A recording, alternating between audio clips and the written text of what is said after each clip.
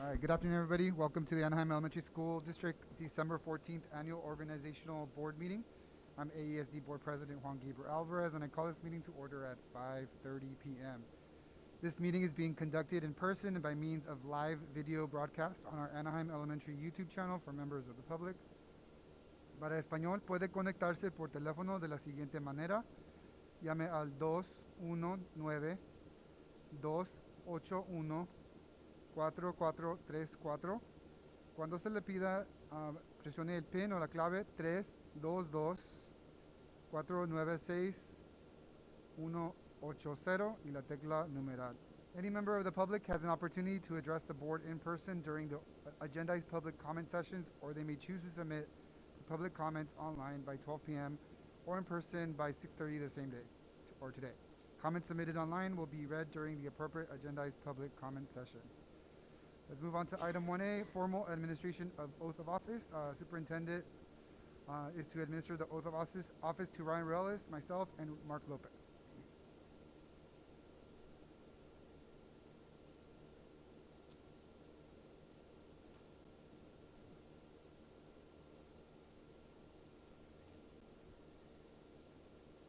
Board members are public officials, and they must take the oath of office before discharge of duties set forth in the California Constitution. I will be administering the oath to the board members who have been re-elected. Ryan A. Ruelas, please raise your right hand and repeat after me. I, Ryan A. Ruelas, I, Ryan A. Relis, do solemnly swear or affirm do solemnly swear or affirm that I will support and defend that I will support and defend the Constitution of the United States the Constitution of the United States and the Constitution of the State of California and the Constitution of the State of California against all enemies, foreign and domestic, against all enemies, foreign and domestic, that I will bear true faith and allegiance that I will bear true faith and allegiance to the Constitution of the United States to the Constitution of the United States and the Constitution of the State of California, and the Constitution of the State of California, that I take this obligation freely that I take this obligation freely without any mental reservation or purpose of evasion, without any mental reservation or purpose of evasion, and that I will well and faithfully and that I will well and faithfully discharge the duties discharge the duties upon which I am about to enter. about which I am about to enter. Congratulations. Thank At this time, would you please sign your oath of office and hold it up for the community to see?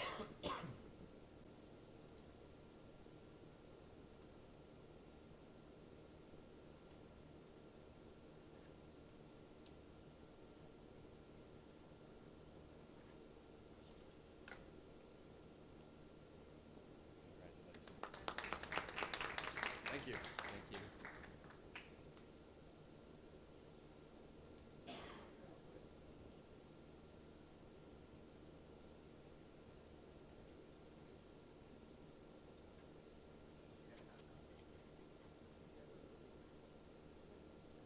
Congratulations on your re-election.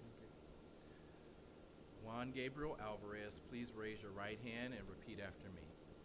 I, Juan Gabriel Alvarez, I, Juan Gabriel Alvarez, do solemnly swear or affirm do solemnly swear or affirm that I will support and defend that I will support and defend the Constitution of the United States the Constitution of the United States and the Constitution of the State of California and the Constitution of the State of California against all enemies, foreign and domestic, against all enemies, foreign and domestic, that I will bear true faith and allegiance that I will bear true faith and allegiance to the Constitution of the United States to the Constitution of the United States and the Constitution of the State of California, and the Constitution of the State of California, that I take this obligation freely that I take this obligation freely without any mental reservation or purpose of evasion, without any mental reservation or purpose of evasion, and that I will well and faithfully and that I will well and faithfully discharge the duties discharge the duties upon which I am about to enter. upon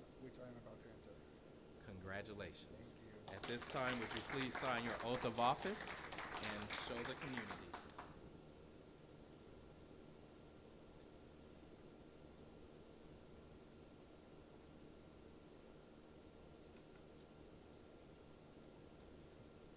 Thank you.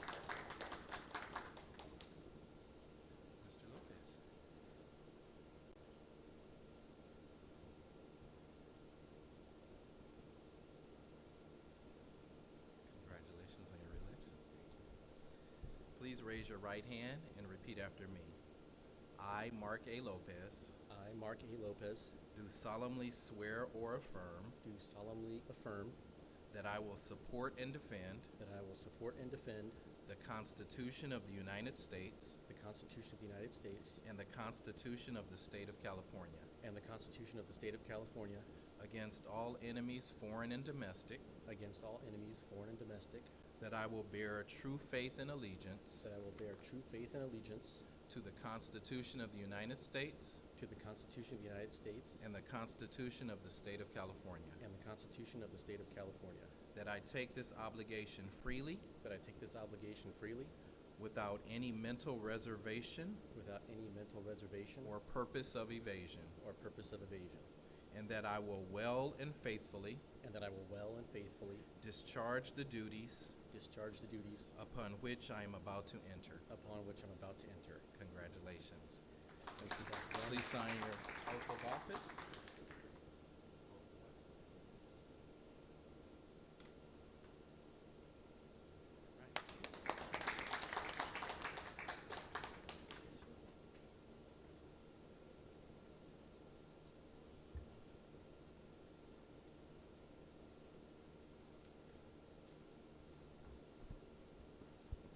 Let's proceed to item 1B, to board roll call. To my right, we have board member Mark Lopez.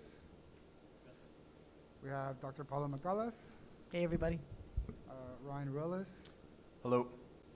board clerk Philbeck, Good evening. and board president Juan Alvarez. Okay, item 1C, public speakers for closed session items. Do we have any? Seeing there are none, we'll move on. All right, let's move on to adjournment to closed session. Do I have a motion? So moved. Motion Ruelas, second Philbeck. Any discussion? All right, all in favor of moving to closed session, say aye. Aye. Any opposed? Abstentions? Okay, 5-0. Let's go to closed session.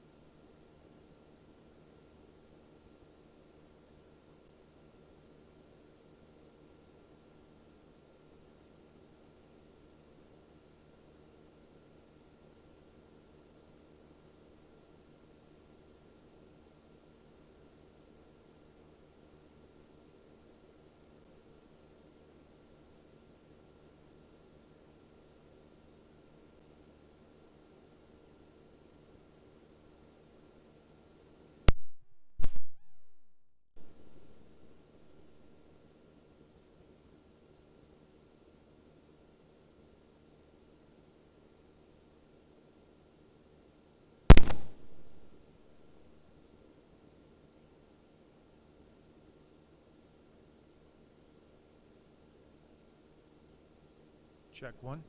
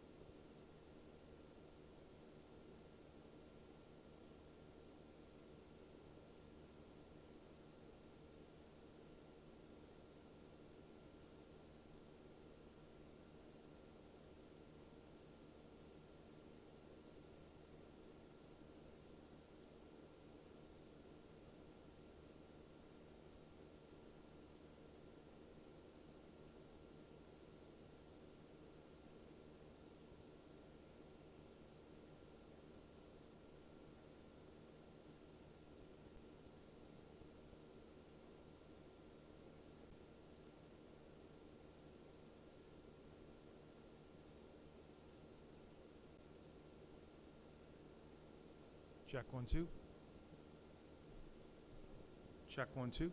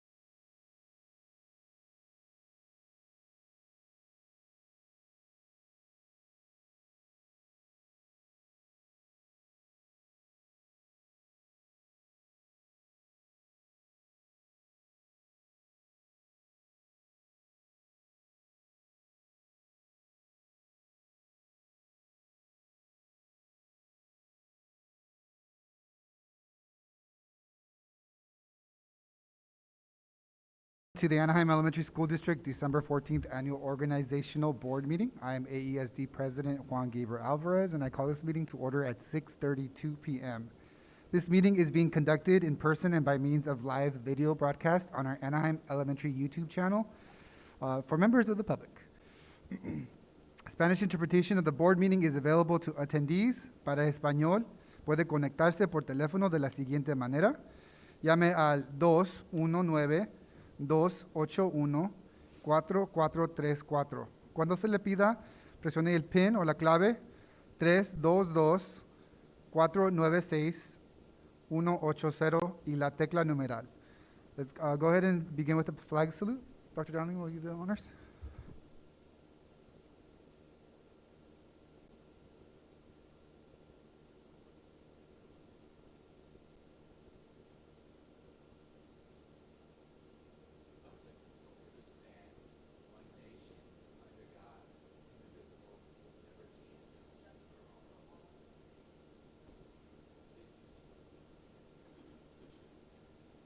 Thank you, Dr. Downing. Let's move on to introduction and roll call. Starting to my right, we have Board Member Mark Lopez. Good evening, everyone. We have Dr. Paulo Macalas, Good evening, everyone. It's so great to see you all tonight. Ryan Ruales. Hello. Okay, Board Clerk Jackie Philbeck. Hello, everyone. I'm Juan Alvarez. And to my left, we have Dr. Christopher Downing, our superintendent. Good evening, everyone. We have Dr. Mary Grace, our Assistant Superintendent of Educational Services. Hello, everyone. We have Dina Melland, our Assistant Superintendent of Human Resources. Good evening. We have Jesse Chavarria, Assistant Superintendent of Administrative Services. Good evening, everyone. And to my right, we have Tracy Golden, Senior Director of School Safety and Operations. Good evening, everyone. And then we have Yesenia Ureño, Senior Administrative Assistant. Good evening, everyone. To the back, we have our interpreters, Alina Avila Roque and Yasmin Anaya. And then we have our Technology Support Technician, Janice Cato, to my left. And in the back, in the tech room, we have Brian Brooks and Benjamin Hausman, our Media Production Specialists. Just want to take a moment to greet some of our guests here, some elected officials we have in the House and former elected officials. We want to recognize Jessica Guerrero. She's in the back. She's newly elected for Anaheim Union High School District. I also see Anne Marie Randall Trejo from Anaheim Union High School District in the back. Also re-elected, we have former AUHSD trustee Al Jabbar in the room. I also see Jose Lara, who's also a former trustee from El Rancho Unified, so welcome. Hopefully I didn't miss anybody. And thank you everybody for being here and joining us tonight. Okay, we're gonna move on to report of closed session action taken. Tonight in closed session, by unanimous vote, the board approved an agreement with a certificated employee in consideration of the employee's retirement/resignation effective June 30th, 2023, and release of all claims. The employee will receive his or her health benefits through June 30th, 2023, and will remain in paid status through his or her date of retirement/resignation. Those are all the items from closed session. Let's move on to the adoption of the agenda. Let's just point out that there's a few changes.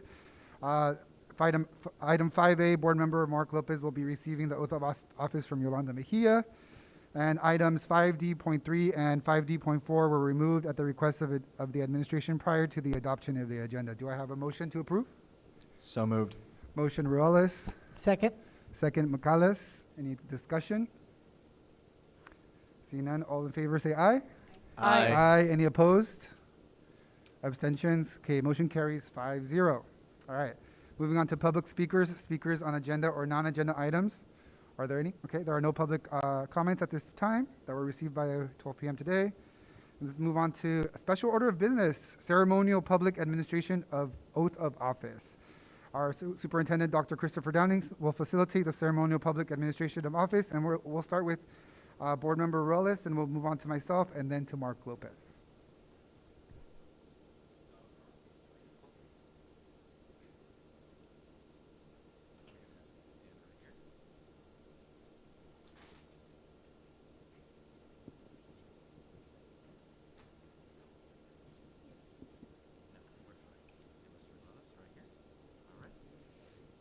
All right, you ready?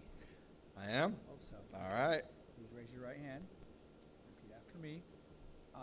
I, Ryan A. Relis, Ryan A. Rillis, do solemnly swear do solemnly swear that I will support and defend that I will support and defend the Constitution of the United States the Constitution of the United States and the Constitution of the State of California and the Constitution of the State of California against all enemies, against all enemies, foreign and domestic, foreign and domestic, that I will bear true faith and allegiance that I will bear true faith and allegiance to the Constitution of the United States to the Constitution of the United States and the Constitution of the State of California, and the Constitution of the State of California, that I take this obligation freely that I take this obligation freely without any mental reservation or purpose of evasion, without any mental reservation or purpose of evasion, and that I will well and faithfully discharge and that I will well and faithfully discharge the duties upon which I am about to enter. the duties upon which I am about to enter.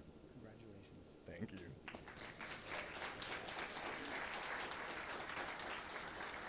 Thank you.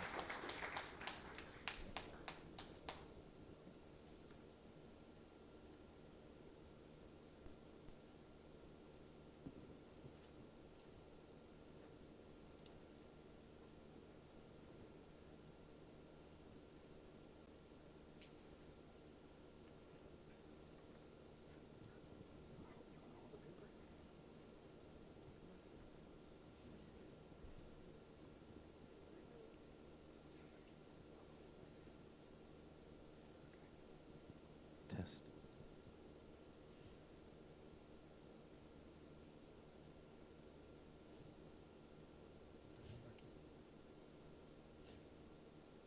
It's okay. ¿No quieres hacer? Tengo nervios.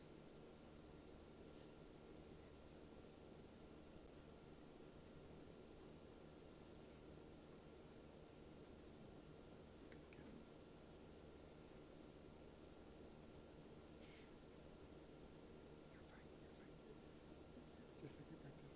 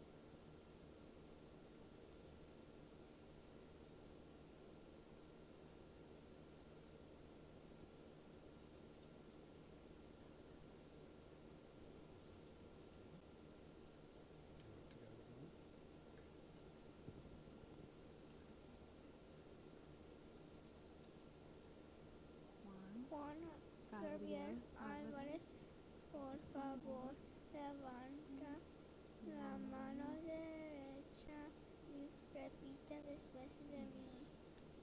Yo, Juan Gabriel Álvarez, Yo, Juan Gabriel Álvarez, juro solamente que apoyaré y defenderé juro solamente que defenderé, no, defenderé y la Constitución de los Estados Unidos y la Constitución del Estado de California la Constitución de los Estados Unidos y la Constitución del Estado de California contra todos los enemigos extranjeros y nacionales contra todos los enemigos extranjeros y nacionales, que tendré verdadera fe y lealtad que tendrá verdadera fe y lealtad a la Constitución de los Estados Unidos y la Constitución del Estado de California, de la Constitución de los Estados Unidos y la Constitución del Estado de California, que asumo esta obligación libremente sin ninguna reserva mental ni propósito de evasión, que asumo esta obligación libremente sin ninguna reserva mental ni propósito de evasión. y la cumpliré y que cumpliré bien y fielmente las obligaciones que estoy a punto de asumir. Y que cumpliré bien y fielmente las obligaciones que estoy a punto de recibir. Felicidades. You got it. High five. You did it. Ah, give me a hug.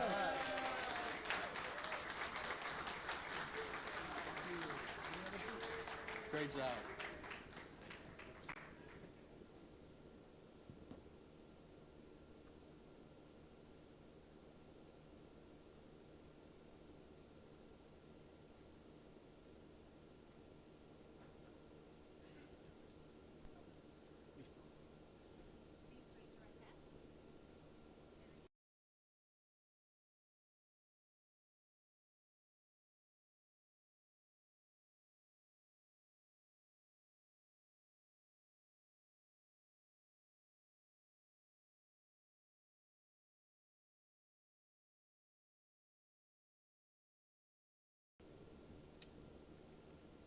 That I take this obligation freely that I take this obligation freely without any mental reservation or purpose of evasion.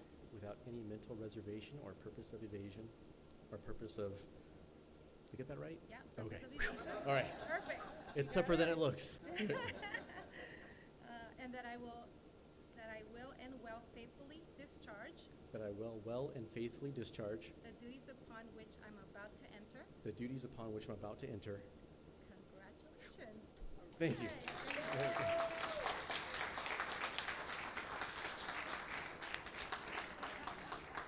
How about one more round of applause for our newly re-elected board members and their great speakers. Thank you.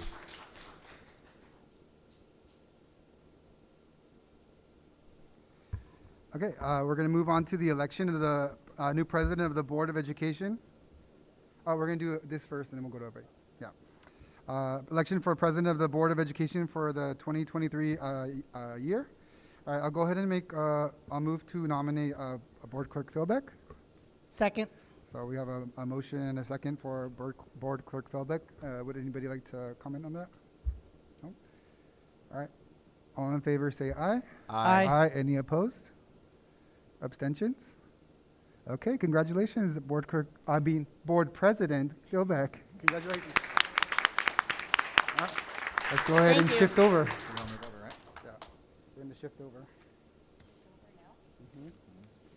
Well, actually, go ahead. We're gonna call a short break. If you're a family member or a friend, stick around, and we're gonna have some light refreshments. We'll move you over to another room. Okay? So maybe how long? 15-minute break. Maybe 15 minutes. Cool. 15-minute break. Recess. Thank you.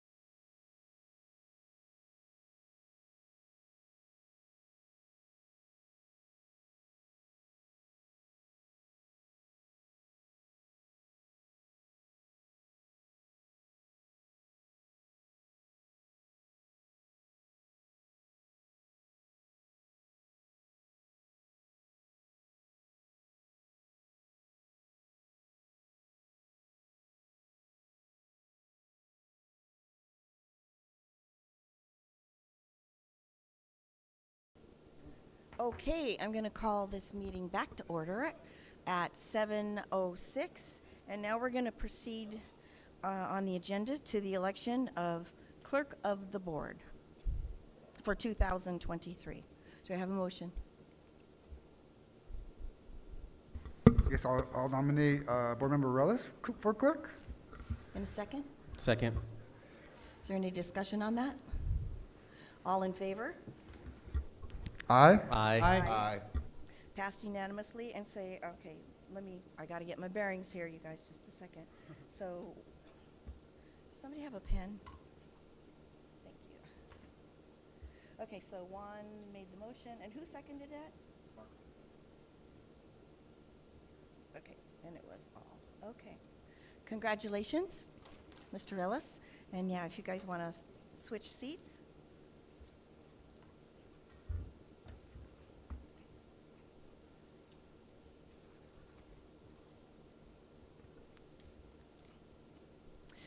Okay, moving on, we're going to go into our representatives and alternates for the 2023 following committees. And what I'm going to do is I'm going to take the names and the alternates for these all at once. Okay, I'll read it to you, and then I'll do I'll do the name, get the names, and then we're going to vote on this, have the discussion and vote on it all at once, okay? So the first thing is the nominating committee for the Orange County Committee on School District Organization. Who would like to be the representative for that?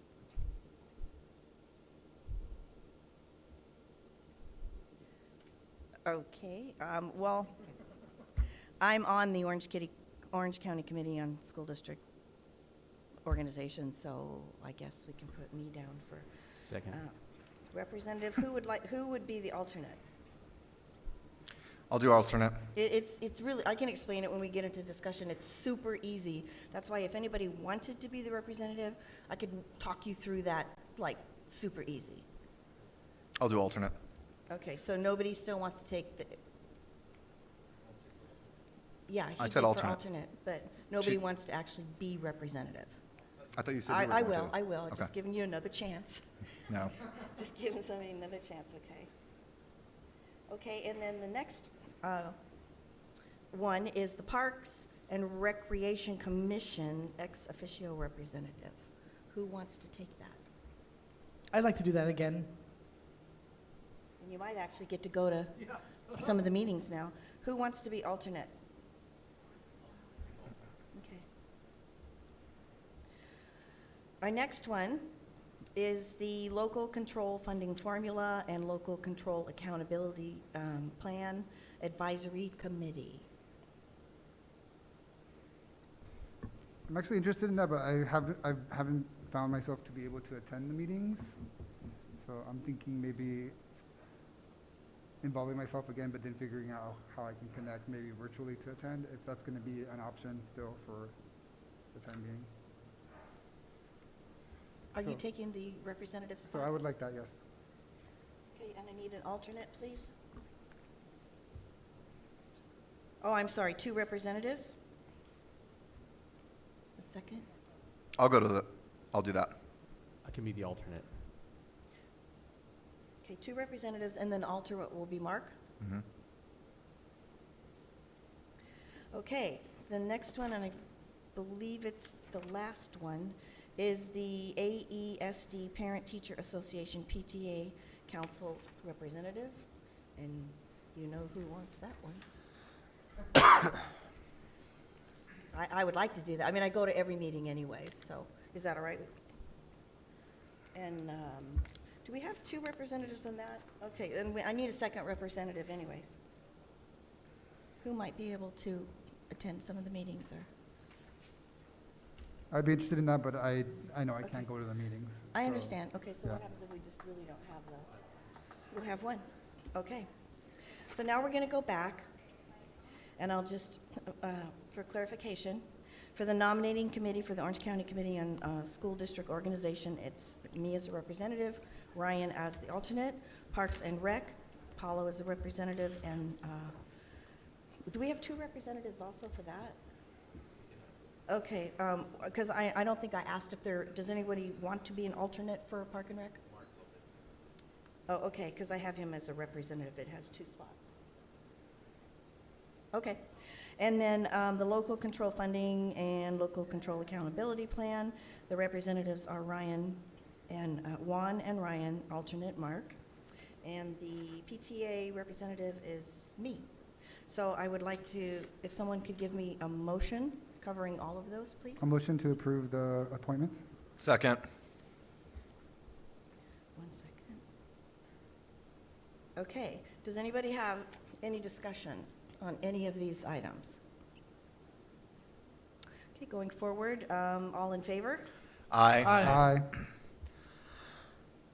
Any opposed, any abstained? Is there anybody? Okay, so that's passed unanimously. And then will we get some sort of, something through the memo, confidential memo or something to remind us of who's doing what? Okay. Okay, on to the approval of the 2023-24 board meeting schedule. It's recommended the Board of Education approve the 23-24 board meeting schedule for the second Wednesday of each month, with exceptions noted, as presented in Exhibit 5D. The 2023 schedule was presented for a first reading at the November 9th, 2022 board meeting. So moved. I'll second. So was it Juan on a second? Yes. Any discussion on this? Anybody have anything to say? Okay, all in favor? Aye. Any opposed or abstain? All right, now moving on to the approval of the CSBA Professional Governance Standards. It's recommended the Board of Education adopt resolution number 2022-23/22 in support of the California School Boards Association Professional Governance Standard as presented in Exhibit 4E. So moved. Second. Anybody have any comments or discussion? No? All in favor? Aye. Any opposed or abstentions? Nope. Okay, then passed unanimous. Excuse me. Now we're going into news and updates. 5A, our parent leadership group updates. There are none tonight. The association updates, also 5B, there are none tonight. And 5C, the district news and updates, none this evening. Into the superintendent's report. Item 7A is our 2022-23 first interim budget. Jesse Chavarria, Assistant Superintendent of Administrative Services. You're on.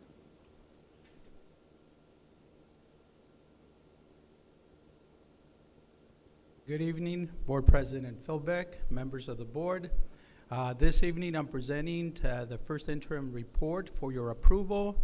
Before I get started, though, I do want to recognize the hard work of our business and our fiscal departments and their respective leaders, Priscilla Martinez and Matt Slusser, for their hard work in preparing this report for the board. So what is the first interim?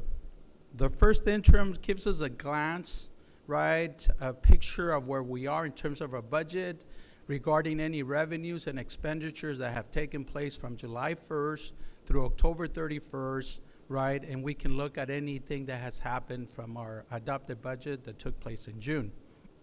We use this information to update our projections that now give us a more better picture of what the year is going to look like for the rest of the fiscal year. And then we'll come with another report to the board in the form of the second interim report that we'll present to you in March. So in preparing the first interim report, we have to make certain assumptions. And the following are the assumptions that are taken into account to prepare the report for you. One is that we have ADA funding of $15,005. This is due to the fact that the state approved a 3-year average, and using the 3-year average as benefits us, so that's what we're using. LCFF fully funded to the 07-08 levels. STIRS rate of 19.1%, a PERS rate of 25.37%, lottery funding of $170 unrestricted ADA per ADA, and $67 restricted per ADA. So what are some of the changes in terms of our revenue from the adopted budget to our first interim? One is under LCFF revenue, the cost of living adjustment. When the board approved the budget back in June, we had in our budget a 9.86% combined COLA with the addition of the increase to LCFF.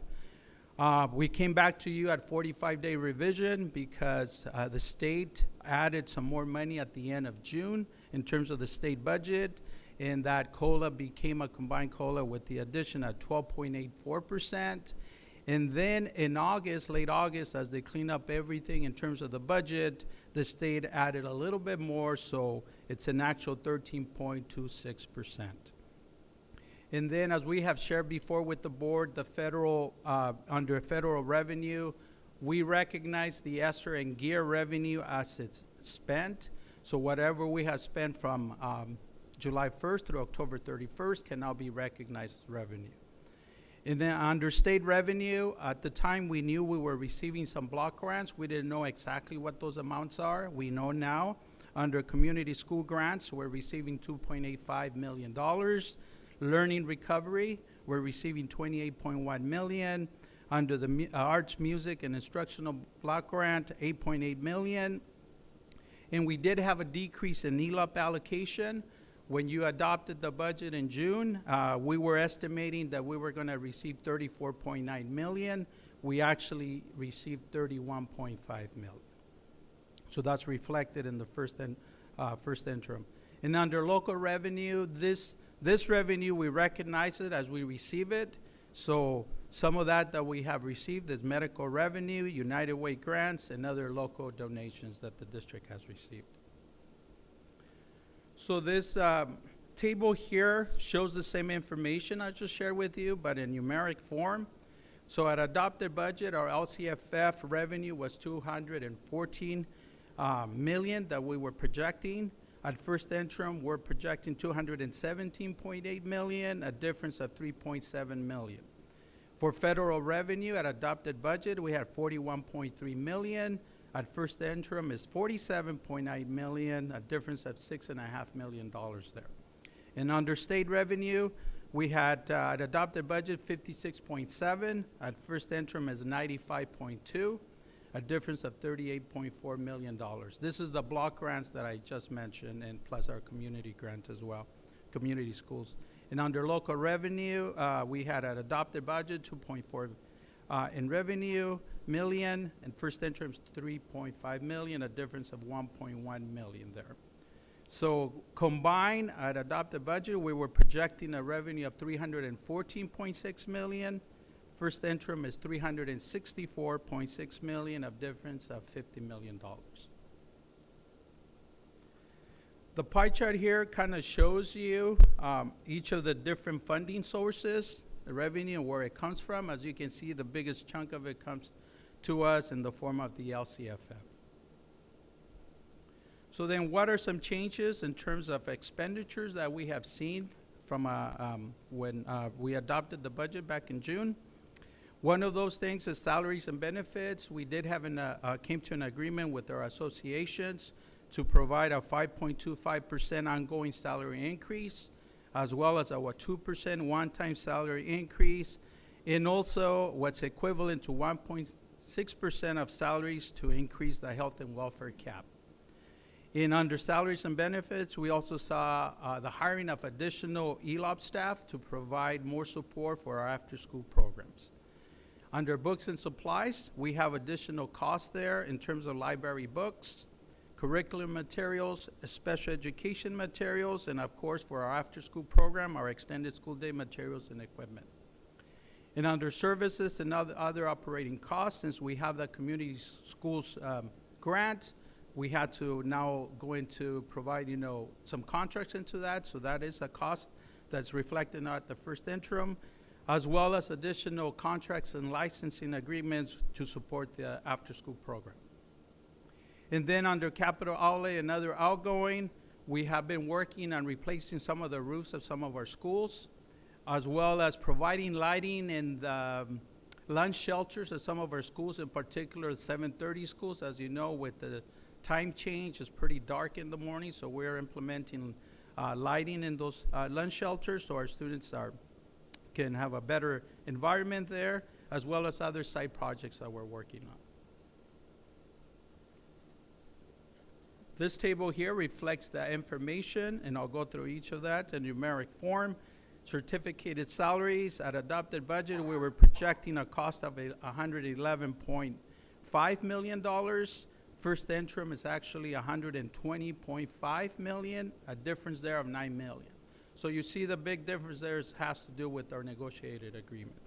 Classified salaries, $43.6 million. At adopted budget, first interim, $48 million, a difference of $4.3 million. Benefits, $82.1 million at adopted budget. First interim, $89.3, a difference of $7.1 million.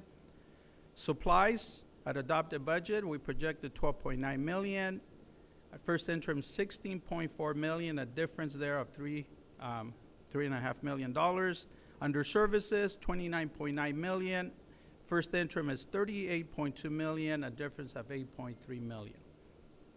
And then capital outlay, those are the projects I just mentioned. We were at adopted budget, we projected a cost of $670,000. First interim is $1.5 million, a difference of $832,000. And then other outgoing, $6.9 million. First interim is actually $6.8, a difference of $52,000. And under indirect costs, $277,000. First interim is $280,000, a difference of $3,000. So overall, we estimated our expenditures to be at adopted budget $287.6. First interim is $320.8, the difference of $33.2 million. Once again, a lot of this has to do with our after-school program, as well as some of the grants we received that now we have to spend some of those funds, and we have spent quite a bit of those funds as well. The pie chart here shows you each of those expenditures in terms of the overall cost. Happy to report that the biggest chunks of that is invested in our employees, right? So just wanted to reflect that there. Now, part of the first interim report, we have to create a multi-year projection, and we have to make some assumptions in creating that multi-year projection. So here are the assumptions that we took into account as we created the multi-year projection. Enrollment this year of 14,313. Next year, 14,013. And in 24-25, 13,713. LCFF, 13.26 this year. Next year, 5.38%. And 24-25, 4.02%. Stirs and purse costs this year are $46.3 million. Next year, $46.2 million. And in 24-25, $45.9 million. Step and column, this year, $2.4 million. Next year, $2.6 million. And in 24-25, $2.9 million. And so we're projecting a revenue this year, $364.6 million. Next year, $294.4 million, and in 24-25, $284.3 million. So in terms of this year, a summary, so we're expecting revenue of $364.6 million, expenditures of $320.8 million, giving us a difference of $43.8 million. We have a beginning fund balance of $50.3 million. So we're estimating an ending fund balance this year of $91.1 million. For next year, estimated revenue is $294.4 million. We're estimating expenditures to be $326.6 million, a difference there of $32.2 million. We have an estimated beginning fund balance of $91.1 million. And we estimate to end with the fund balance in 23-24 with $58.9 million. And for 24-25, we're estimating revenue to be $284.3 million. Estimated expenditures of $318.8 million, a difference of $34.4 million. with a beginning fund balance of 58.9. So we're projecting an ending fund balance in 24-25 of $24.4 million. So what are some things we have to consider for the future? Like it was stated in the projections, enrollment projections, right? Also very critical is attendance rates. Before COVID, our attendance rate hovered around 97%. Currently, our attendance rate is about 91%. Unduplicated population, right? Our families no longer need to fill out a lunch application, so it becomes more challenging to get that information. So that's a challenge that we see in terms of a consideration for the future. Textbook adoptions, cost of living adjustment increases, special education costs, and of course inflation. That's the big thing.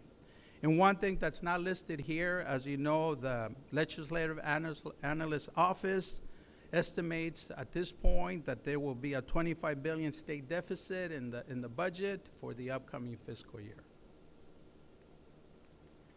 So we're recommending to you, to the board, this evening that we certify our first interim report as positive, meaning that the district will be able to meet its obligations this year as well as next year and in 24-25. And in terms of next steps, we will present to you the audit report for the last fiscal year at the end of January. We will have our budget advisory committee at the end of January as well. The governor will be proposing his budget in the middle of January, and we'll come to the board with that information probably in the February meeting. And then we'll be working to present to you the second interim report in March. So I'll open it up to any questions you may have regarding our first interim report. Any board members have any questions? I just have a quick one regarding inflation, which, you know, is kind of the talk of the town now and we can't really control. What relief or what sources do we look to help us with that? Or are there any? So the good news, report just came out this morning, actually, right? As you know, the Fed did increase the interest rate, but with that, didn't increase as much as people had expected. Mm-hmm. Because in October and November, the increase in inflation was only 0.1. So they believe that inflation is, is becoming more stable, right? Which now creates a whole different environment. Also, California is reporting that what they estimated to receive in terms of coming in revenues for the state are actually above projections in October compared to what they were thinking. So that changes the picture as well in terms of that deficit for the state. The good thing for the state is that they do have a healthy rainy fund, as they say, right? So even with that $25 billion deficit or so that they're estimating, they believe that we can still, the state can still fund a COLA and hopefully a healthy COLA, right? Even above maybe the 5% that we kind of are anticipating because of the extra reserves that they have in place. So we're hoping that through that process, that'll help us at least weather through the storm, and hopefully that report today will really help us and stabilize that inflation, because they're projecting that by 24-25, we should be in a much better place in terms of the cost of things. At least that's what's projected. Thank you, and thank you for such a comprehensive report and all the information you get to us and your staff, all that work on this. I know there's a lot of other people working to help you with this, so we do appreciate it. All right, we're going to, I guess, move on to 7B. It's recommended the Board of Education approve the 2022-23 first interim budget as presented at the December 14th, 2022 board meeting. This report indicates a positive certification indicating the district will meet its financial obligations for the current year and 2 subsequent years. So moved. Second. Dr. Downing, do I need to read the bottom part, or is that okay? It's okay. So I'm sorry, who was the second? Thank you. Okay, is there any discussion on the item? All in favor? Aye. Aye. Aye. Any abstentions or any negative, noes or abstentions? Okay, we're all unanimous. Okay, so that is approved. And I guess we're going to keep you up there for a while, Mr. Chavarria, because the next item is the Arts, Music, and Instructional Materials Block Grant Expenditure Plan. Yes. So part of the arts, music, and instructional materials block grant that we received is that the district needs to create an expenditure plan presented to the board for approval. So tonight we're presenting to you our expenditure plan. This plan has been consulted with our associations, presented to them, as well as has been presented at our budget advisory committee as well. So I just wanted to stress a little bit because there's a little misconception in terms of this grant. You know, the name says arts, music, and instructional materials, and you would think everybody thinks that we're gonna spend all the money on arts and music because that's what it states. But the state, when they provided this money, you know, the intent was a whole different, but they didn't specify it exactly that way. But I'll read to you what the allowable expenses are and in the order basically that they wanted you to spend this money, right? So the first thing they said, you can use this money for operational costs, including retirement and healthcare cost increases. You can use this money for COVID-19 expenditures to upgrade your ventilation systems, you know, purchase cleaning supplies and protective equipment. They say you can use this money to establish a diverse book collection, right? To obtain culturally relevant texts. It says you can use these monies to obtain standards-aligned professional development and instructional materials for the visual and performing arts. And then obtain instructional materials and professional development for improving school climate as well. So I know that most folks saw the arts, music, and they right away, they think that $8.8 million needed to go there. But the intent was kind of done differently. But I did want to highlight, you know, for those people that are interested in knowing how much do we spend in terms of arts and music, we invest on a yearly basis $3.5 million into the arts and music at this point, even without the arts block grant. And as you know, I'll share a little bit about Prop 28 as well, which is also monies that will be coming to the district for the arts and music as well, and the performing arts. So here's our proposed expenditure plan of the $8.8 million.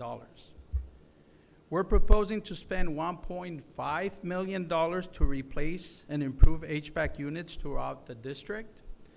We're proposing to spend $1 million for materials to develop a diverse book collection at each of our school sites. So it's roughly about $40,000 per school. We're proposing to use $4.5 million on operational costs for the STIRS and PERS increases. And we're proposing to spend $1.8 million in the arts, music for materials, instruments, and professional development. Now these monies, this block grant, we have until 25-26 to spend, right? So if we take that 1.8 million that I just mentioned and divide it by 3, if we start spending it next year, let's say, our investment in the arts and the music would go from 3.5 million to 4.1 million dollars, right? And this is not yet accounting for Prop 28. So just to provide you a little bit of background on Prop 28, we're expecting to receive a little bit over $2 million with that. And the intent of those funds, and we still haven't gotten all the information, you know, it's to supplement, not to supplant kind of thing. And so we're trying to determine, because we are a very unique district. Not every district has a full-time music teacher at every school, right? So what other districts, when they get these problem monies, more than likely they're gonna hire music teachers.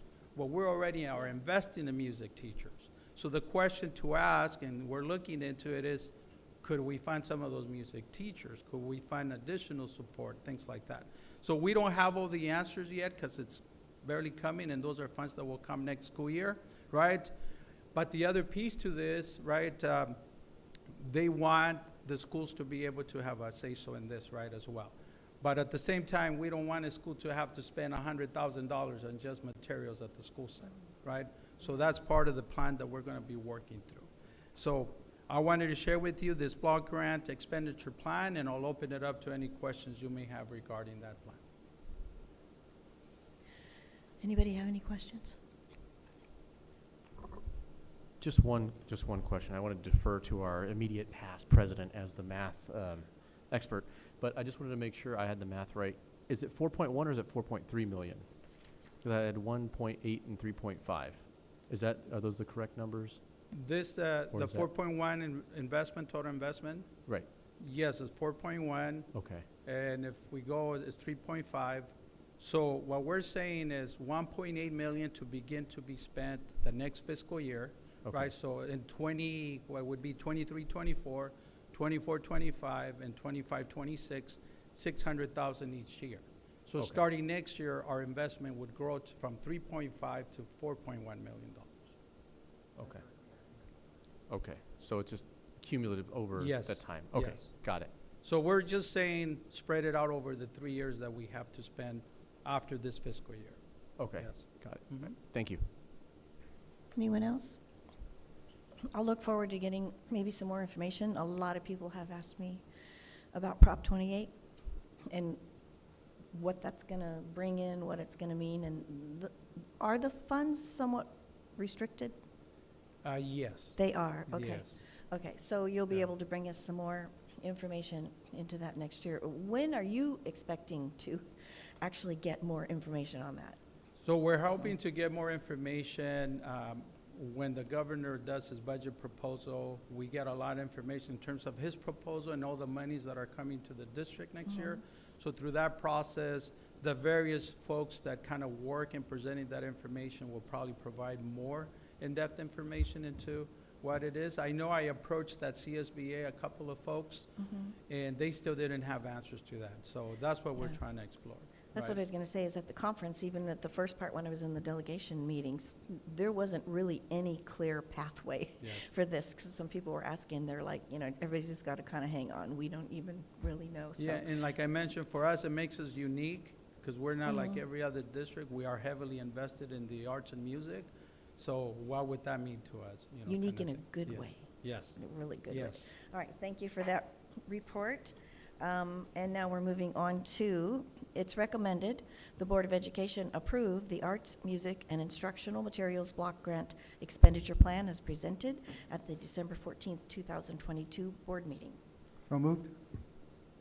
Juan? Second. Mark? Is there any additional discussion or about this?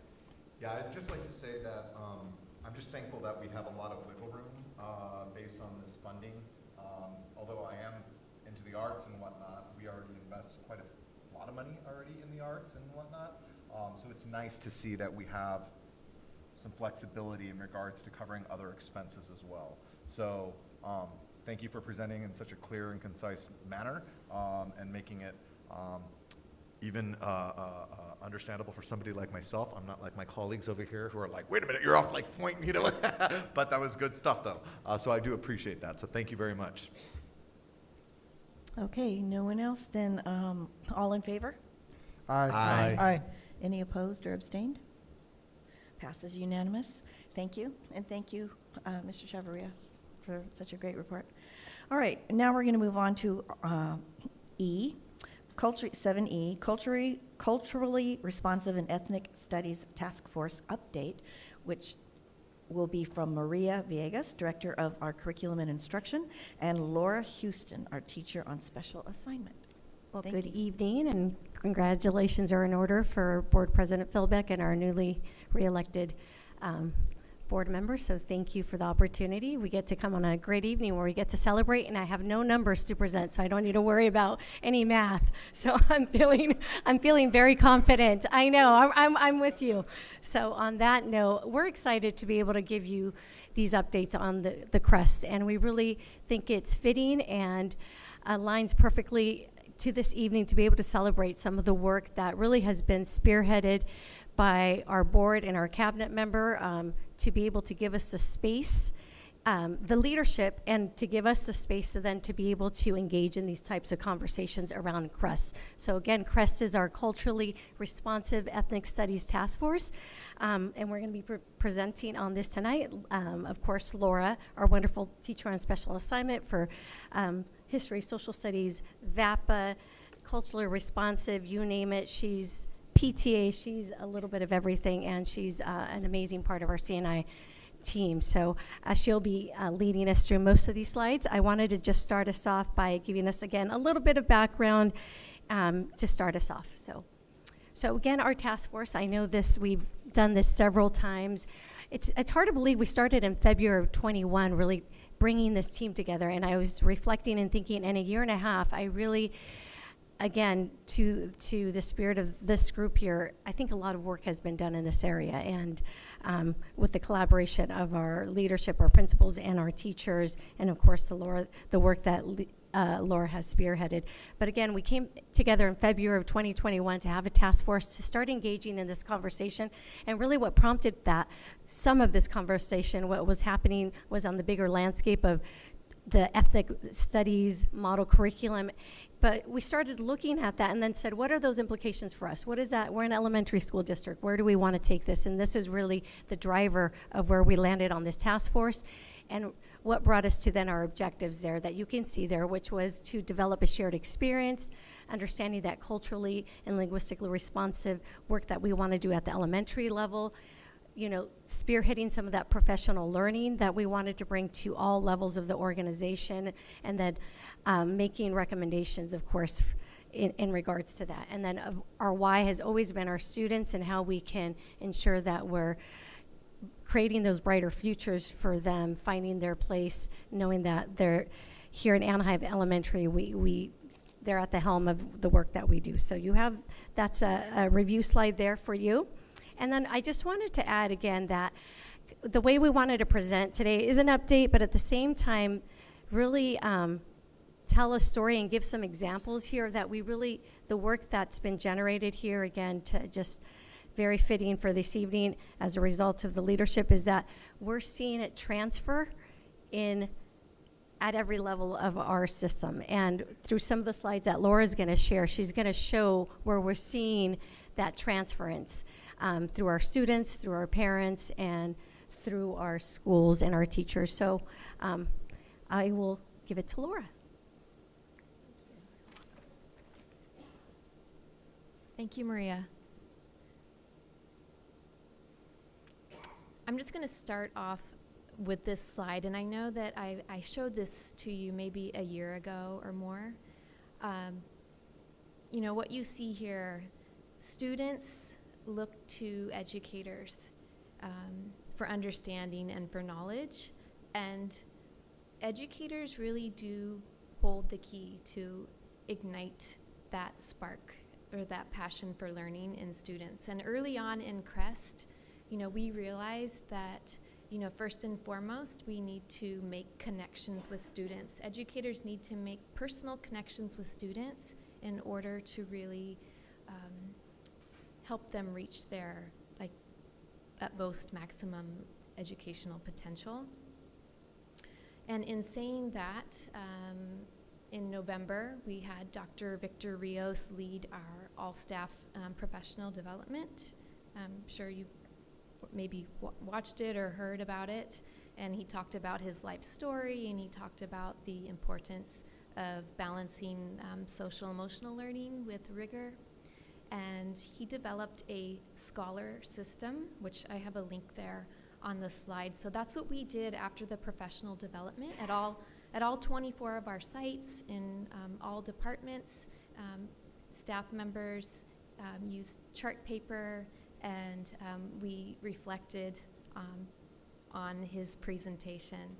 And I was really happy that he brought up the fact that educators are luminaries. I think that's really important for us to remember, and really any person on a school campus can be a luminary and really light the way for students.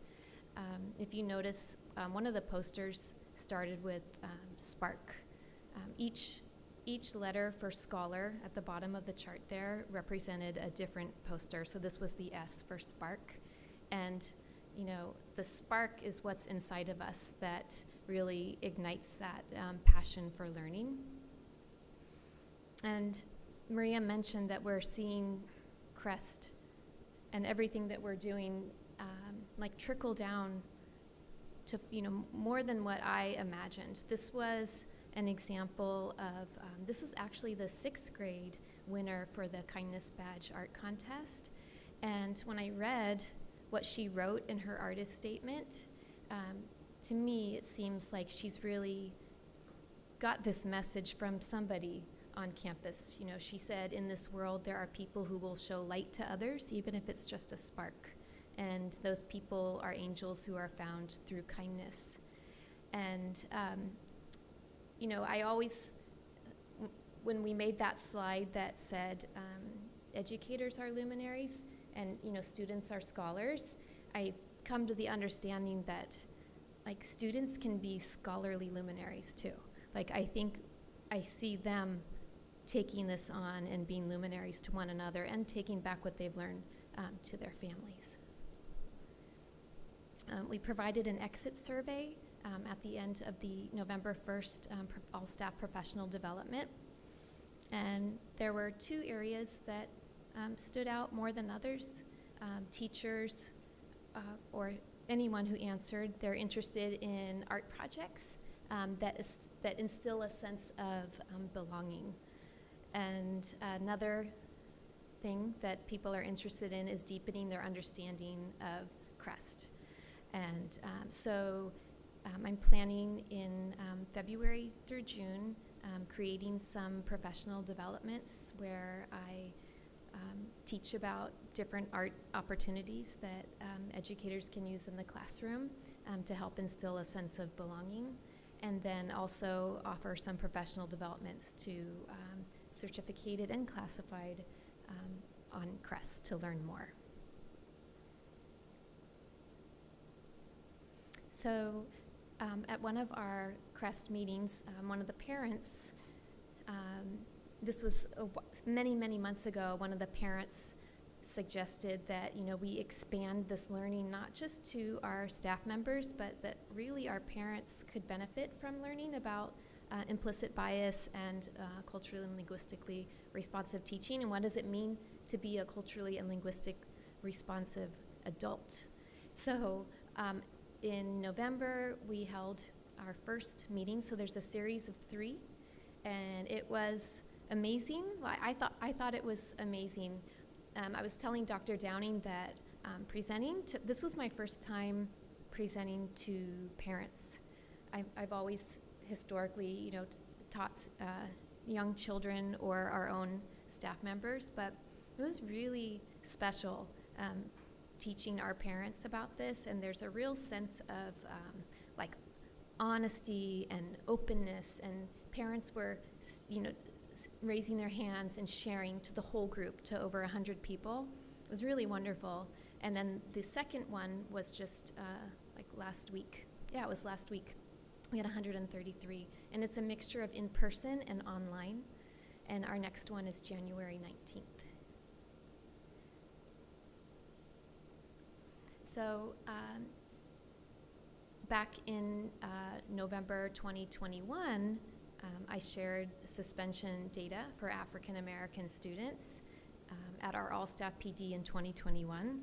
And the green line that you see there represents when CREST began, when we started rolling out PD to all staff members. And you can see the red bar is the percent of our African American student population, and the yellow orangey bar is the percent of total suspensions. The numbers are still highly disproportionate, but my hope is that it's moving in the right direction and going down from 10.3% to 6.4%. I know we're in the early stages of this, and I'm hopeful that that bar will continue to go down, but this is what it looks like at this point. And then we've also been tracking suspension of students with disabilities. And you can see again the green bar, the green vertical line marks where CREST started, and this looks much better. So this one is much better. And that's it. Yes. Go ahead. Anybody with questions? I have questions, which has some comments. We recently went to a conference, and the keynote speaker in that conference talked about equity and about being an adult that shows compassion to a child, and that how can that can change somebody's life. While we were there, I came to realize that this presenter was there to convince people to do this work, and then I realized we're doing the work, and so it was just very, very I don't know the word for it. Validating that we're in this work and we're doing it and we're talking about things and we're doing things and we're presenting and we're involving our staff in conversations that other districts are barely getting a spark to think maybe we should do that, you know? And so I'm just grateful to have my child in this district, right? I'm grateful to serve on this board, grateful for all of you for continuing this work and moving it forward, and I'm just excited to keep seeing it grow and flourish in a way such that it's supporting our families and our kids to see themselves in the stories we're presenting them, in the lessons we're teaching them. So thank you so much for the work. Thank you. Yes, thank you so much for the work. Culturally responsive teaching, ethnic studies is a continual process of always learning. I'm always learning. Yeah. We're always learning. I do have a few questions. I know that our feeder district, Anaheim Union, passed a resolution to make ethnic studies a graduation requirement. So kudos, Anne-Marie Randall Trejo, 3 years prior to the state requirement. First, I'm proud that I know that there's nothing in place or monies with regards to the elementary level, but I know that school districts throughout the state of California are starting to work on ethnic studies, culturally responsive teaching at the elementary level. So great work. Good luck with your continued works, but is our task force collaborating with their task force?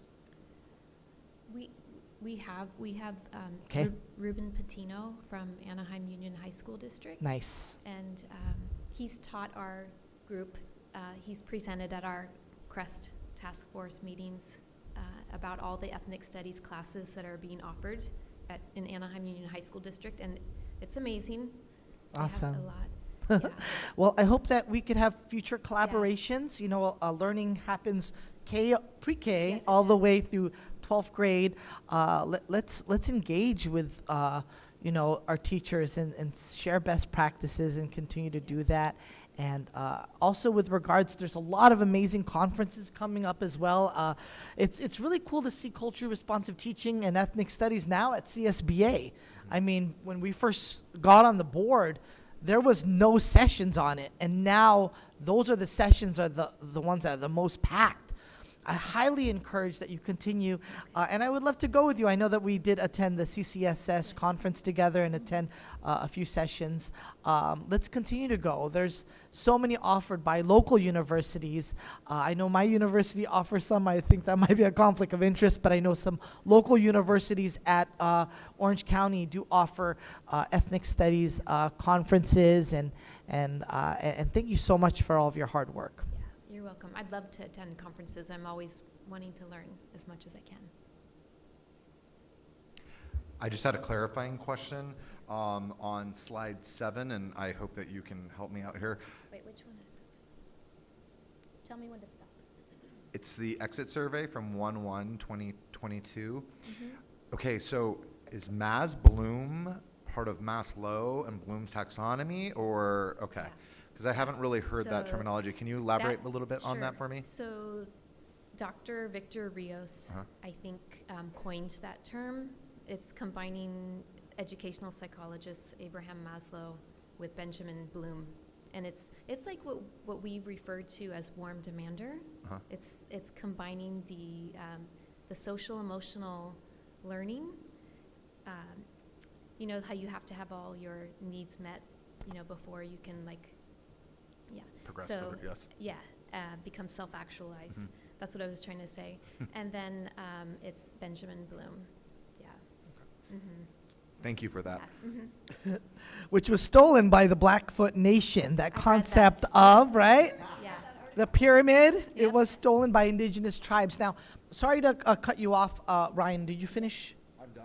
You're Uh, happy to find it. I'm curious with regards to, I have one last question. I'm Yes. sorry. I know Gavin Newsom passed something with regard to Native American studies. Are we incorporating Native American studies? I know one of the controversial, and my mom will get mad because I am a Catholic, right? One of the controversial issues is with regards to the 4th grade mission project, Yeah. right?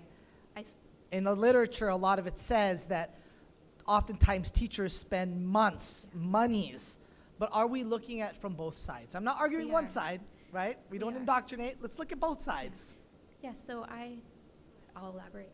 So when we rolled out the new curriculum for social studies, I also trained like almost 500 teachers on the history social science framework. And in there, it clearly warns against building missions. Okay. And I instructed teachers specifically about that missions were a place of Of genocide negativity, yeah. for Native Yes. Americans. Yes.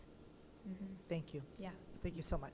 Dr. McCullough, you sparked the thought right now. What type of work are we doing, or if are we doing any work kind of connected to that about local indigenous tribes, like who lived here in what we call Anaheim now? And because a part of the ethnic studies that I think we can incorporate in the elementary level is the local histories of our people from this region. Yeah. And that's an important piece of ethnic studies. So we don't necessarily have an ethnic studies class, right? Because every class is its own sustained like ecosystem, right? So that's kind of like I'm kind of thinking about that. So what do you? Yeah. Yeah. What can So you- in 3rd grade, that comes up in the state standards for history, social science, and in our new curriculum, there's actually a unit that helps them research their local history. It's in part of the quests. It's like a project-based learning activity where they research local history and then report back to the class. We have our history of Anaheim curriculum as well. And then I know that there are field trips for educators that are free in South County around San Juan Capistrano and the indigenous Americans in that area. So I'm sending information out about that as well, coming from Orange County Department of Ed. Thank you. In addition, we upgraded the History of Anaheim curriculum, and thanks to Brian Brooks, he was able to connect with a local tribes person that comes onto the video and talks with a purportedly 3rd grade student. So gives them the history of Anaheim and the Gabrielina tribe. And the Hashiman? So we searched that out so that we made sure we had representation. So it's culturally and community relevant. Love it. Yes. Can I get a copy of that? I'd love to watch that. Yeah. Yeah, we'll send it in the board memo. Thank you. I happened to be at one of your parent presentations, and you did an excellent job. So Thank I just you. wanted to congratulate you on that. And also, Mr. Rellis hit on part of the question I had already, but could you just define the warm demander educator a little bit Yeah. for some that So- might not know exactly what Sure, that pertains okay. to? So the opposite of a warm demander would be an educator who's more of like a drill sergeant and has really high expectations but does not provide scaffolding or support to help students meet those high expectations. So a warm demander is someone who has really high expectations but at the same time will bring the children along with them to reach those expectations. And a warm demander recognizes that like effort is really important because some students really struggle a lot, and that a warm demander educator will recognize effort and really instill in all students that they are worth the effort. That it's, yeah, if Is that helpful? Yes, Oh, thank okay. you, and for anybody Yeah. that's listening that, Oh, yeah. or watching that saw Yeah. that, and what, Yeah. what does that mean? So, thank you very much. It was an excellent Thank you. presentation to us. We appreciate it. And that's it for everybody? Nobody else? Okay. All right, we're moving on to the agenda item 8, which is our consent calendar. Excuse me. Items listed under the consent calendar are considered to be routine and are acted on by the board in one motion. There is no discussion of these items unless a member of the board, staff, or the public requests specific items to be discussed and/or removed from the consent calendar. Are there any items that anyone needs to pull at this time? Just going down the road. Okay. I will need to pull item 8A.6 because it's a YMCA item. I'm on the board of the YMCA, so I will be abstaining. But for now, we'll take the rest of it. It's recommended the Board of Education. Hold on, I'm sorry, I'm so sorry, Oh, I'm sorry. Madam President. 8A. I do have a question with 6. regards to 9A1 on page 16. Oh, no, actually, never mind. I'm sorry, that's after the consent calendar. I apologize. So, all right, so we're good. Okay. We're just going to pull my one item and go forward with the rest. It's recommended the Board of Education approve, ratify the following consent calendar items with the exception of item 8A.6, which was pulled and will be voted on separately. May I have a motion? So moved. I'll second. Hang on one second. Any discussion? Anything? All in favor? Aye. Aye. I don't hear any opposed. Okay, so now, excuse me, we're going to go on to the item that I pulled. I'd like to read it. It's recommended the Board of Education approve amendment number 1 to the agreement between this district and Anaheim Family YMCA, 240 South Euclid Street, Anaheim, 92802, to provide ELOP winter, spring, and summer programs, including administration, staffing, equipment, and materials at 23 AESD schools effective December 15th, 22 through June 30th, 23. The original agreement was approved at the July 27th, 2022 board meeting in the amount of $796,000. Correct? I'll motion to discuss. Okay. Second. Any discussion? All in favor? Aye. Aye. I don't hear anyone opposed, so that's 4 ayes and 1 abstention from me.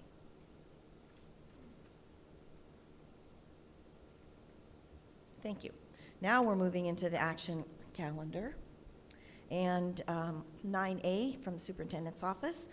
Item 1, it's recommended the Board of Education adopt resolution number 2022-23/23 declaring January 30th, 2023 as Fred T. Korematsu Day of Civil Liberties. So moved. Thank you. Second.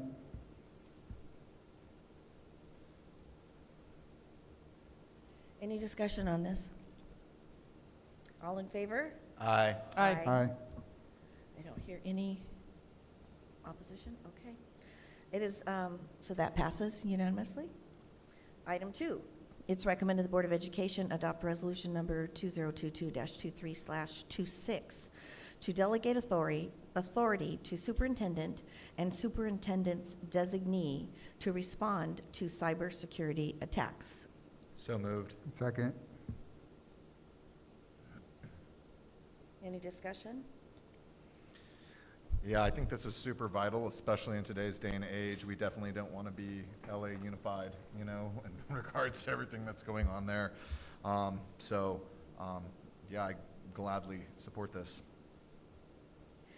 Yeah, I was going to say, this is one of the breakout sessions I took at the California School Board CSBA conference we just had, and Mr. Chavaria and I were in there, and it was intense. It was intense. So there are things that, even these things like this, keep us in a position where we can act quickly and do what we need to do. So it was motioned by Mr. Relis, seconded by Mr. Alvarez. All in favor? Aye. Any opposed? Or abstain? Okay, passes. Moving on to 9B, the educational services, there are none. 9C, SELPA, none. And 9D, Human Resources. Item 1, it's recommended the Board of Education approved the revised 2022-23 and 2023-24 school year calendars to reflect the addition of the Juneteenth holiday.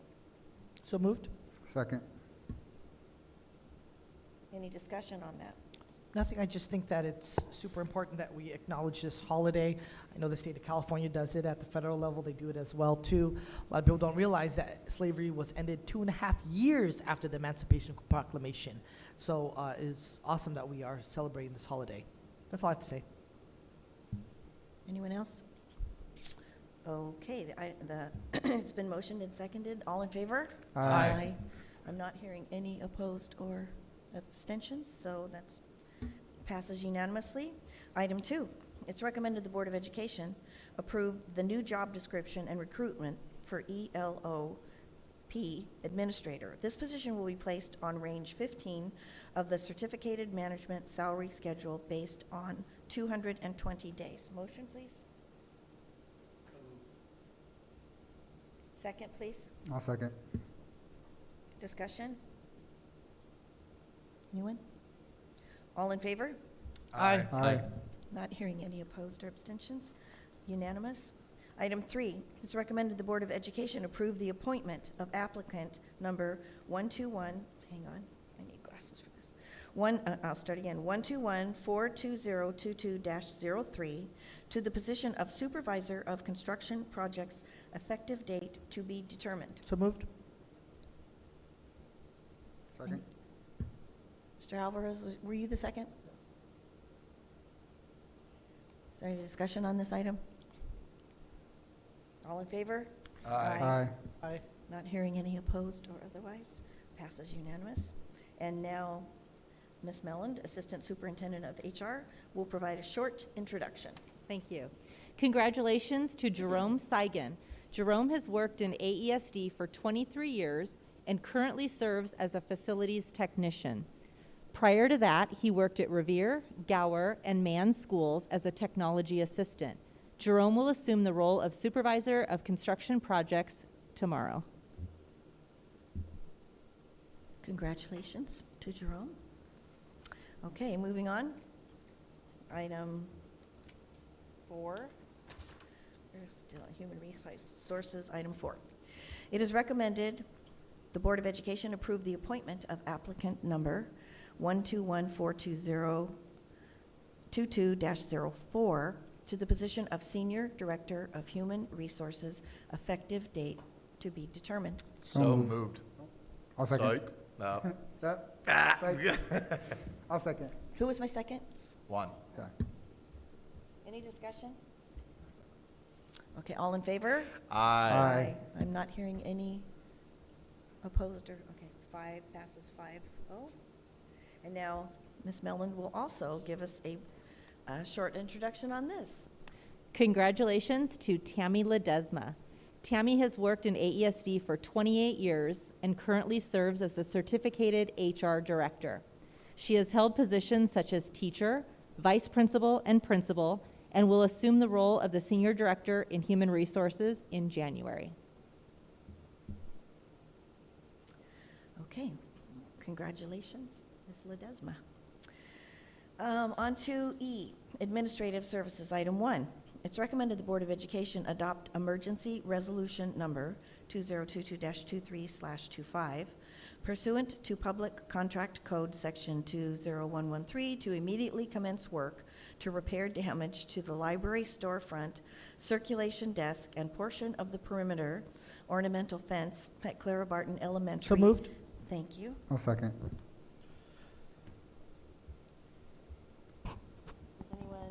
Does anyone have So for have this any one, I do have a discussion? question. With regards to Barton, I'm just curious because the person, you know, was caught who did, you know, drive through the fence and then run into a library, and thank goodness nobody was hurt. But isn't there some insurance with regards to? Can you clarify how that process works with regards to his insurance and? Yes, our insurance carrier is ASKIP, and they are following up to determine the maximum amount that we can recoup. Okay. So this will be up to. Okay. Anyone else have any questions or comments? Okay, it's been motioned and seconded. All in favor? Aye. Aye. I don't hear any opposed or abstained, so passes unanimous. Now we're on to item 10, our board discussion, board member activities related to school business. And instead of being last, now he's going to be first. Mr. Alvarez. Thank you, Board President. All right, so the only thing I want to report on, we went to the CSBA conference on December 1st and 2nd, I believe were the dates, right? And I just want to kind of report on the takeaway from there, and I kind of alluded to it a little bit when we had the CREST presentation, is that I'm going into sessions where they're training up board members on different educational policy and procedures and programming. And I'm noticing that we're just on the forefront of a lot of this information, right? So I go into sessions and I'm like, wait, we're doing that. Oh, we do that better. Oh, yep, okay, yeah. So it's validating for me to go to these things to know that our district is ahead of the game with regards to a lot of things that are at play. And I just want to commend Dr. Downing and our cabinet for making that happen, right? I know we're all well read in what's going on in the news of education, right? And we're following the details very closely and staying ahead of the game. So I just want to praise our team here for all the hard work and their investment of time and energy and just always being ahead of the game, right? And knowing what you're doing and doing it well and thinking of others and keeping our staff and the students in the forefront of your mind. So I just want to appreciate you for that. That's it. That's my report. Okay, Mr. Lopez, you're on. Thank you, President Philbeck. A couple of things I want to discuss briefly is November 16th, I had the opportunity to attend a Boys in Park community meeting. They're continuing to talk about the fields and what they want that to look like, and because it is adjacent to one of our schools, it was very important. We had some representation there, so I want to thank Mr. Chavarria for making that a priority as well, to continue to be involved with the community and having staff available if there are any questions that come up. But the city ran the entirety of the meeting. It was great because they had a lot of the East Anaheim Little League members were there. There's a lot of interactive involvement from the community, which is important to have a lot of that input from all the stakeholders. Unfortunately, I couldn't stay for the entire meeting, but I am looking forward to future meetings and being able to not have any conflicts on my schedule for that. But then, of course, there's a CSBA conference, which I'm sure many of us will be sharing about, so I'll be brief on that. And a lot of it has already been mentioned throughout the course of the meeting. I think former President Alvarez, you mentioned the keynote speaker that we had, Brandon Fleming, and I actually went back after the meeting and watched a lot of his videos because it was very convicting to hear a lot of the things that he had to say about asking the right questions, knowing who our students are, knowing their background, a lot of the trauma that's involved in a lot of the student population that we have, and really being patient and having grace and understanding with that. So I did do a little bit of reflecting on that, which was kind of a little bit of a new experience for me, but it was good to kind of reflect on that after the meeting or after the conference that we had. It was also great. Most of us were at the California Latino School Board Association luncheon, where it's a discussion about ethnic studies as well, and they had land acknowledgement. So I think that was a great opportunity to network. I saw a lot of educators who were previously in Anaheim Union, Anaheim Elementary, have gone on and progressed in their professional life and also their personal life. So it was great to catch up with a lot of individuals there.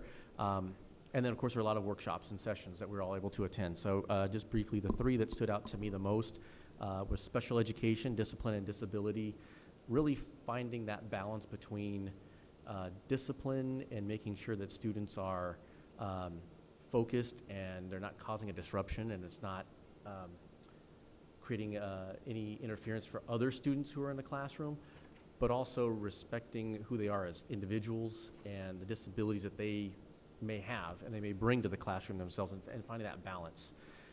Also, there was a social emotional wellness session that I attended, which was entitled "The Catalyst Propelling Us from Surviving to Thriving," and including that component in our education, our instruction. And then finally, dual language immersion.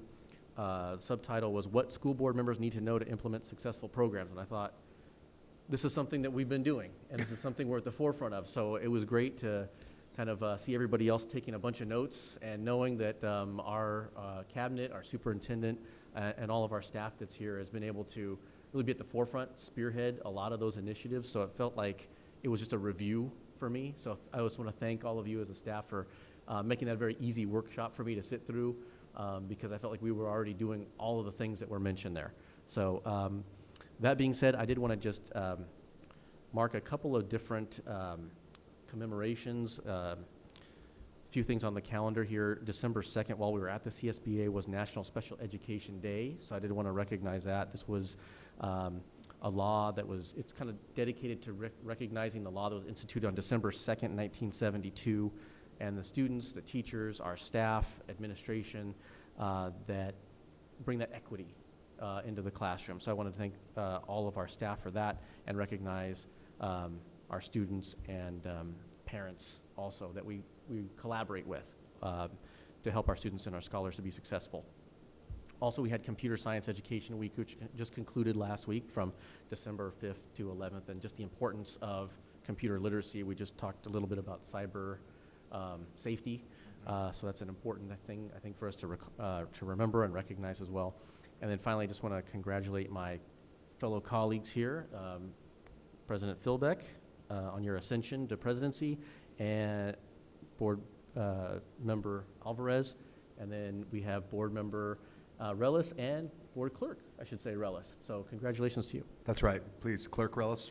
Thank you. Okay, I'll get it right the next time. Sorry, it's my first meeting saying that. So, and also want to thank my family who was able to attend. I have several members of my family here in the audience, and they persevered through the entirety of the meeting. So, and I'm sure that they're looking forward to coming back for the next one. Yeah. So thank you. Yeah, I just echo same thing that Trustee Relis Alvarez said. I am very proud of our district for being on the forefront. You know, we go to these conferences, right? And like I was sharing earlier, we're always learning. You know, regardless of what position you're in, even at its height, we're always learning. And it was really great to see other school districts and the things that they're doing, sharing best practices, ways that we can adapt. I really also liked the Chicano Latino Luncheon presenter. I believe she was one of your mentors at UC Santa Barbara? UC Santa Cruz? UC Santa Cruz. But I knew her through the California Teachers Association when I okay. served as chair of credentialing and professional development. She was CTA's Oh, vice wow. president. Okay, Dr. Teresa Montaño. Yep. I really loved her presentation on ethnic studies, so I definitely want to give her a shout out. I know she's a professor at Cal State Northridge. Northridge. Okay. Congratulations to Anaheim Union. I know that they also received the Golden Bell Award.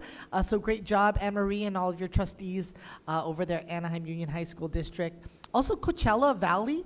I never realized that they had ethnic studies there as well. And they I went to a session on that, and it was amazing. So great work to Coachella Unified School District, I believe. There was also a session on Stop Asian Hate that I also attended. One of our friends at Garden Grove Unified School District did a presentation on mental health issues in education. Very proud of his work. I know the superintendent of Anaheim Union also did a presentation on civic engagement, so great work on your continued civic education program at Anaheim Union. There was just so many sessions, and really it was just great to spend quality time with everybody and our cabinet as well, and great work. And last but not least, happy holidays, everyone. I hope that you all have an amazing break. I hope all of our trustees have an amazing break and get to spend quality time with family and loved ones. Please stay safe. I know that COVID numbers have been increasing in the last month. And Happy New Year. I don't think we'll see each other until January, right? Yeah. Have a great New Year, everyone. Thank you. Mr. Relis. Thank you, President Philbeck. Yes, CSBA, that was the place to be December 1st through 3rd. Similar to like what my fellow colleagues have all said, the workshops were all fantastic, and we in the Anaheim Elementary School District are even more fantastic.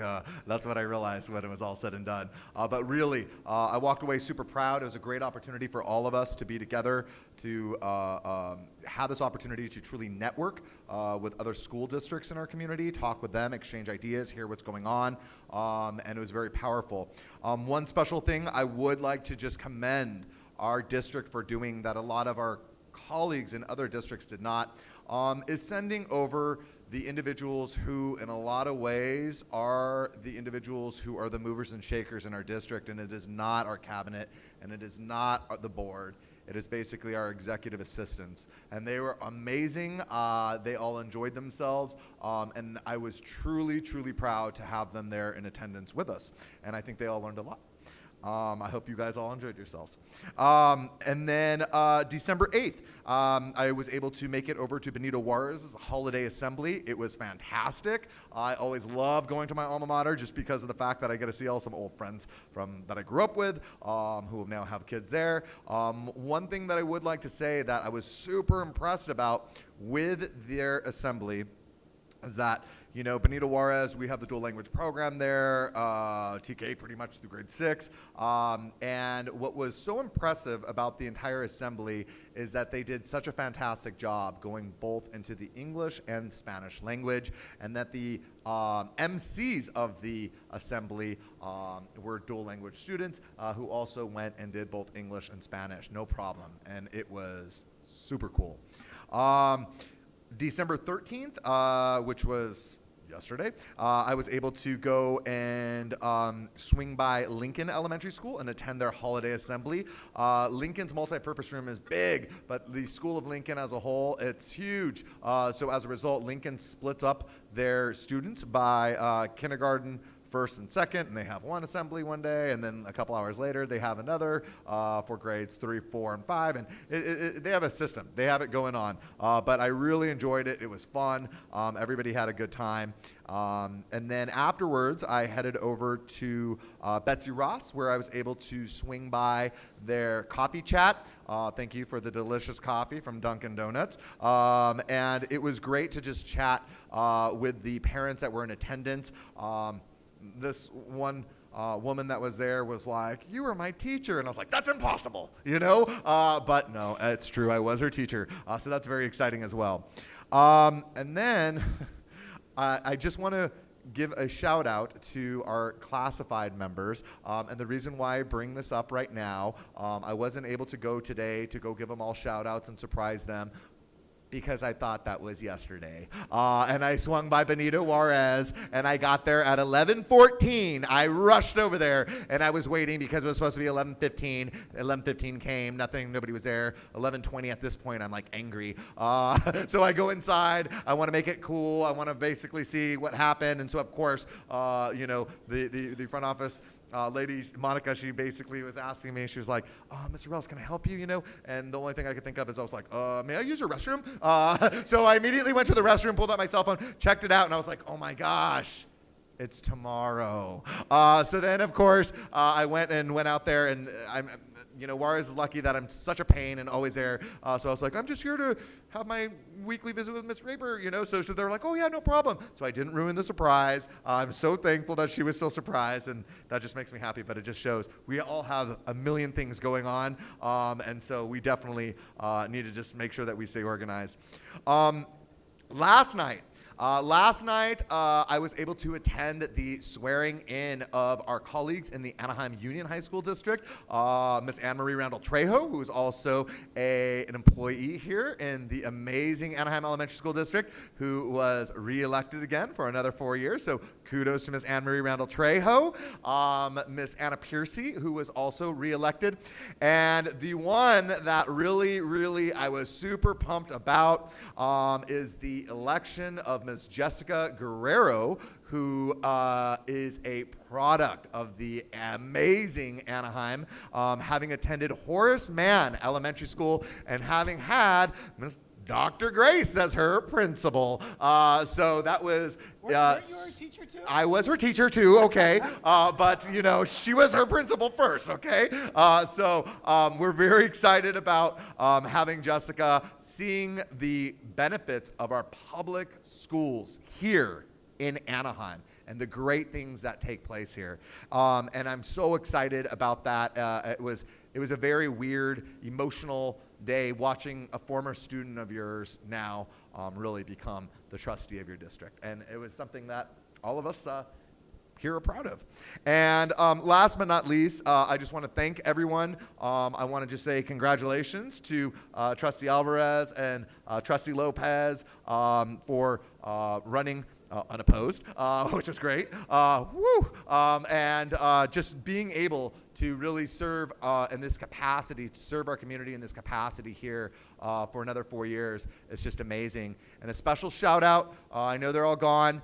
They were all at the board meeting last night as well. But kudos to our amazing colleagues in the Anaheim Union High School District who came out to share their support for us. That is true collaboration between our two districts. You know, we love our colleagues in AUHSD as they clearly love us as well, which was a testimony here tonight. And I just want to say thank you and that I'm super excited to continue serving in this role for 4 more years. And that concludes my report. I know it's going to be hard to follow Mr. Relis now in this position, but I'll try to move this along. Some of it's out of order. I had enough trouble just trying to get it all on paper. I was honored to be asked to be a reflections judge, and so I did that, and that was really, it's the first time I'd ever actually been a judge. And of course I wanted to pick everybody. The work was amazing, all kinds of different, art projects and dance and it was amazing. So I really enjoyed that, and I'm looking forward to, I think we don't have the results yet on that, right? That's coming soon, okay. And then also, y'all know I always take the webinars and that the county offers, or Orange County School Board Association had one, moving beyond addressing student well-being as we emerge from the acute phase of the COVID-19 pandemic. And the CHOC webinar was Pediatric Respiratory Virus Surge Update.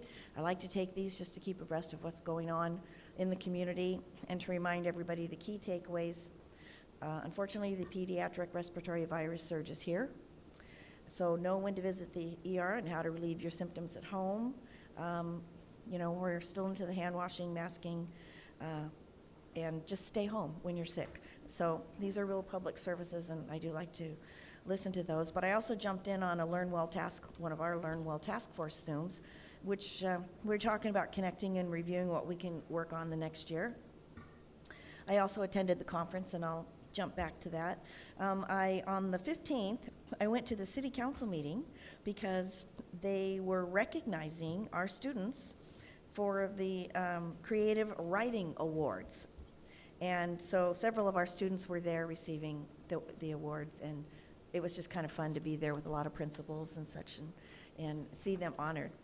I have attended 2 PTA council meetings, which is always fun, and one on 11:30 and one just a couple of days ago.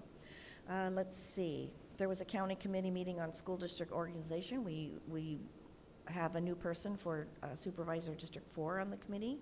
First 5, we had a great presentation on home visitation, and you're all going to get more information. That's an exciting direction.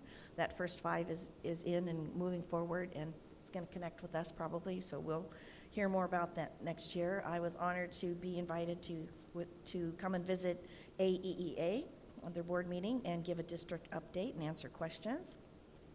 I attended the Franklin Holiday Music Program, and I got to say the TK guys did a fabulous rendition of Trot My Pony Trot, and the kindergartners did Feliz Navidad. It was just great. I love going to those. So I'll just touch on just to let you know what I did at the conference, my breakouts. I believe there was 114 breakout sessions offered and 19 table talks. So there was a lot there to participate in. Anne Marie Randall Trejo and I are delegates for Region 15, so we were there a few days earlier to take care of sort of CSBA business. But the breakouts I attended were how to improve conditions of children, that Anne Marie and I worked on that. It was kind of a breakout collaboration between districts. Governing effectively in difficult and challenging times, board meeting problems and concerns. I attended the cyber technology. I attended one Dear Trustees, responding to the public. And this was a tabletop one, managing stress to avoid post-COVID pitfalls. And I have to say that in that discussion, there was a lot of give and take about what's your district doing about this, and what are they doing about that, and what about these issues. And I almost felt like I was bragging because we had answers to a lot of the concerns already that we were implementing. We had direction that we were going. And a lot of the other school districts were just kind of amazed at what we were doing here. So I was very, very proud of us. And it was really, it was great to be able to share the information, because a lot of the other districts, like I said, this was around a table, so this was much more intimate. They were very, very interested and appreciative of knowing what we're doing here and how we're doing it and how we're addressing, you know, the substitute teacher shortfall and just whatever came up. So I was happy to do that. And today I did get to go and surprise, I believe it was 7 of the Classified Employee of the Year county nominees. And that was great fun. Everybody, as far as I could tell, was super, super surprised. And it was just a lot of fun. So with that, I think that, yes. With that, I'm going to go into my next, and I joined Lincoln, Olive, Orange Grove, and Henry PTAs. I want to thank Mr. Alvarez for your year of service as president to this board. You really rose to the occasion, and you were a great president throughout the entire year, so thank you so much. And before we get to this last one, I want to wish everyone happy holidays. I hope that you are all stay well and healthy and get the opportunity to enjoy your families and be together and take a little break with all of us. And so I just wish you happy holidays. And then also, we can't forget that somebody had a birthday here. Mr. Relis, just recently, I believe the 7th, December 7th. So I'd like to sing, all of us sing, and we're gonna move this along. Sing happy birthday to Mr. Relis and wish him the best as on his next trip around the sun. So anyways, I'll start it off. Okay, ready, begin. Happy birthday to you. Happy birthday to you. Happy birthday, dear Trustee Relis. Happy birthday to you. And with that, I will end my report, and thank you for listening. Are there, item 11, we're moving on to any future agenda items. Seeing none, I'm honored to be your new president, and I will adjourn this meeting at 8:33. Thank you, everyone. Happy holidays.